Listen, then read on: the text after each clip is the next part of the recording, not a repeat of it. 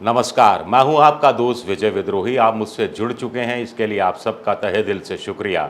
और अगले 7-8 मिनट, सिर्फ 7-8 मिनट आपसे जुड़े रहने की कोशिश करूंगा। बस मेरी आपसे एक प्रार्थना है कि मेरा वीडियो अगर आपको पसंद आता है तो लाइक कीजिए, शेयर कीजिए, सब्सक्राइब ज़रूर कीजिए और घंटी जैसी आकृति बेल आइकन दबा दीजिए।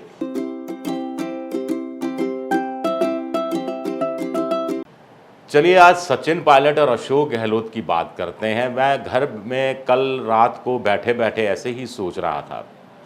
35 साल हो गए मुझे पत्रकारिता करते हुए।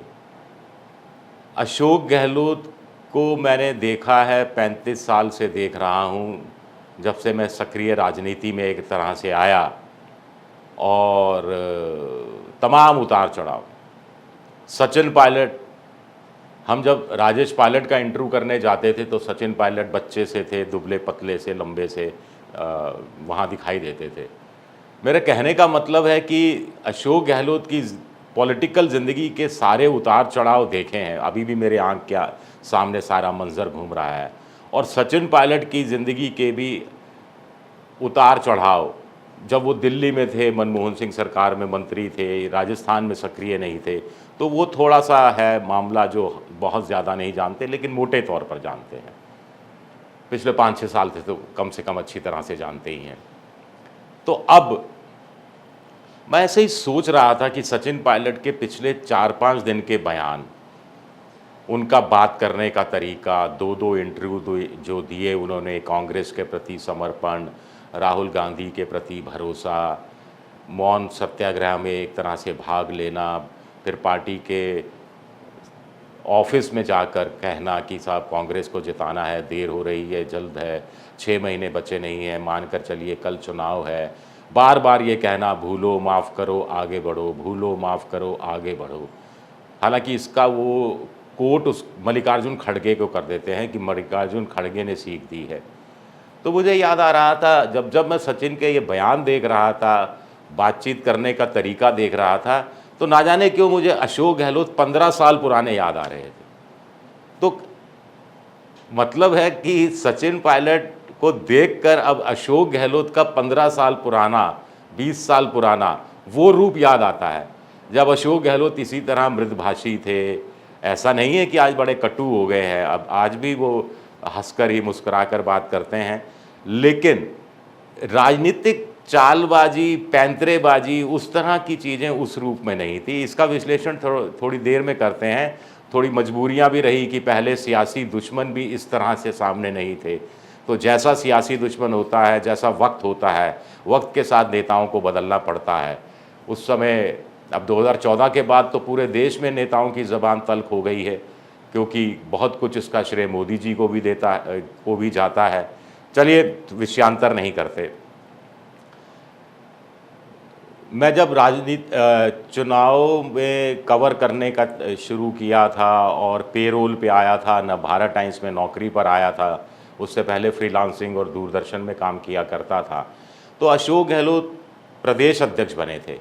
90 के दशक की उत्तरार्ध की बात है। तब शहीद स्मारक पर एक बड़ा धरना, एक सम्मेलन टाइप हुआ था कांग्रेस के नेताओं का, और बड़ी खेमेबाजी थी। मदेरणा गुट अलग है, जगन्नाथ पहाड़िया का अलग है, शिवचरण माथुर का अलग है, और हीरालाल देवपुरा का अलग है, अन्य का अलग है, ठिकाने का अलग है, शीश राम मूल्य का अलग है, राजेश पायलट का अलग है, नटवर सिंह का अलग है। ये तमाम चीज़ें होती रहती थी। कोई केंद्र पे से दबाव डालता था केंद्र की राजनीति करके, कोई राज्य की राजनीति में राज्य के ज़रिए ही उन परिस्थितियों के हिसाब से दबाव डालने की कोशिश करता था। लेकिन तब अशोक गहलोत बड़े मृदभाषी हुआ करते थे, नर्म हुआ करते थे, विनम्र हुआ करते थे, और फिर वो भूलो और माफ़ करो की बात करते थे। अब वो कहीं भूल गए हैं और अब सचिन पायलट ने ये चीज़ें अपना ली है। तो क्या ये माना जाए कि सचिन पायलट पर कांग्रेस ने जो इन्वेस्ट किया, एक युवा नेता पर हर पार्टी इन्वेस्ट करती है, जिसका नतीजा 15 साल, कम से कम 15, 16, 18 साल बाद आता है। यानी कांग्रेस ने जो इन्वेस्ट किया सचिन पायलट पर, अब वो कांग्रेस के काम आ रहा है या आगे जाकर वो काम आएगा। जो फसल, जो बीज बोया था, अब वो जो पेड़ बना है, वो फल देने की स्थिति में है और उस फल से कांग्रेस पार्टी को फ़ायदा होगा। अगर ये बात सही है तो फिर क्या कहा जाए? क्या ये भी कहा जा सकता है, मैं इस बात पर भी सोच रहा था कि सचिन पायलट तो 15-20 साल पुराने अशोक गहलोत जैसे लगने लगे हैं। क्या अशोक गहलोत पिछले 1.5 साल पहले वाले सचिन पायलट जैसे हो गए हैं? मुश्किल है इस सवाल का जवाब देना। आपके पास जवाब हो तो बताइएगा। इस पर मैं यूं ही बैठे-बैठे सोच रहा था कि राजनीति कैसे-कैसे बदलती है, चोगा बदलती है, कैसे-कैसे वक्त के साथ आपको चीज़ों को बदलना पड़ता है और कैसे-कैसे वक्त के साथ अगर आप नहीं बदले तो वक्त आपको बदल देता है। अब आगे कहानी कहाँ जाती हुई नज़र आती है। सचिन पायलट को कुछ लोग कह रहे हैं कि महासचिव बना दिया जाएगा और सीडब्ल्यूसी का मेंबर बना दिया जाएगा। सीडब्ल्यूसी का मेंबर अगर बनाया जाता है तो वाकई में इज्जत बढ़ेगी, पद मिलेगा, प्रतिष्ठा बढ़ेगी, मान बढ़ेगा, सम्मान बढ़ेगा, राजस्थान में दखल बरकरार रहेगा। कुछ लोग कह रहे हैं कि महासचिव बिना प्रभार का महासचिव बना दिया जाए और सीडब्ल्यूसी का उस नाते वो सदस्य हो जाएं, क्योंकि अगर उनको किसी अन्य राज्य का प्रभारी बनाया गया तो फिर राजस्थान में बहुत ज़्यादा हस्तक्षेप नहीं कर पाएंगे। कुछ लोग कह रहे हैं कि नहीं, 40, 50, 45 सीटें जो उनके समर्थकों के लिए वो देने के लिए स्वतंत्र होंगे और उनके इतनी सीटों पर वो दावा कर पाएंगे। अगर 45-50 सीटें होती हैं तो 200 में से 45-50 यानी 25% सीटें होती हैं। फिर आला कमान के पास भी 50-60 सीटें होगी, उसमें से भी 5, 7, 8, 10, 15 सीटों पर सचिन पायलट अपना प्रभाव का इस्तेमाल कर सकते हैं। तो ये ठीक ठाक सी संख्या बैठती है। इस हिसाब से तो उनको संतुष्ट हो जाना चाहिए और उनके समर्थकों को भी संतुष्ट हो जाना चाहिए। तो क्या इतना कुछ मिल रहा है? और फिर वो बार बार कह रहे हैं कि मैंने जो 3 मांगें रखी थी उन पर कार्रवाई का आश्वासन दिया गया है, उन पर अब कार्रवाई कर रही है पार्टी। बार बार ये कहते हैं कि परीक्षा वाला जो लीक के मामले हैं उस पर सज़ा उम्र कैद की जा रही है और आरपीएससी का उस रूप में तो पुनर्गठन नहीं, लेकिन अफसरों को चुनने का तरीका बदला जाएगा और भ्रष्टाचार के खिलाफ एक मुहिम सी चलाई जाएगी, क्योंकि ये चलाना बीजेपी की, कांग्रेस की मजबूरी भी है, क्योंकि भ्रष्टाचार के मुद्दे पर मोदी अशोक गहलोत सरकार को घेर रहे हैं। अभी बीकानेर की रैली में भी कहा था।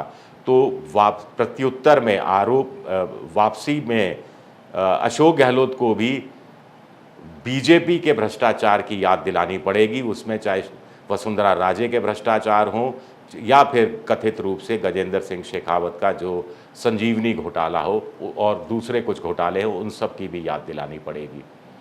तो क्या सचिन पायलट अचानक मृदभाषी इसलिए हो गए हैं क्योंकि कुछ हासिल हुआ है?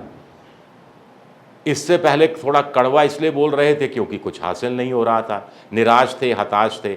अगर निराशा और हताशा में वो कड़वाहट सामने आ रही थी तो फिर तो ये परिपक्व नेता के सबूत नहीं है। फिर तो वो 20 साल पुराने वाले अशोक गहलोत से जो मैंने तुलना की, गलत तुलना कर दी। तो कुल मिलाकर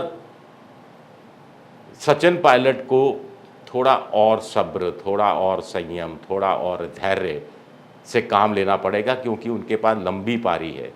जैसे लंबी पारी अशोक गहलोत ने खेली, जब वो 38, 40, 42 साल के थे, तब उन्होंने धैर्य से काम लिया, संयम से काम लिया, पेशेंस से काम लिया, मौके का इंतज़ार किया और एक लंबी पारी खेली और अभी आप जानते हैं तीसरी बार मुख्यमंत्री हैं।